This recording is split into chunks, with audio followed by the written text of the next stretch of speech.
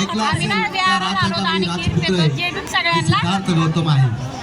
आणि ते मी ध्यान साधण्याला बसलो आहे की मला दुःखाचं मूळ कारण काय हे शोधण्याकरता. आणि त्या चैत्र पौर्णिमेच्या दिवशी सिद्धार्थ गौतमाला खीर भोजन केली. निरंजना नदीच्या काठावर जाऊन त्यांनी आंघोळ स्नान केलं आणि त्या खिरीचं स्वीकार करून त्यांनी 49 घासामध्ये त्यांनी खिरीचा स्वाद घेतला.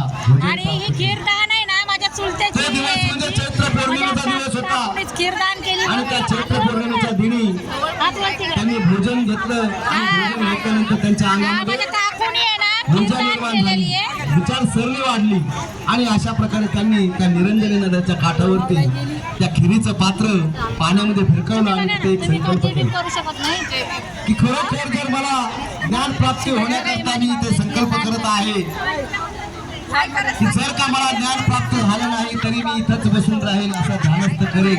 असं त्यांनी त्या निरंजना नदीच्या काठामध्ये खिरीचं पात्र फिरकवलं आणि त्या खिरीच्या पात्राच्या स्वादाने त्या निरंजना नदीच्या पाण्यामध्ये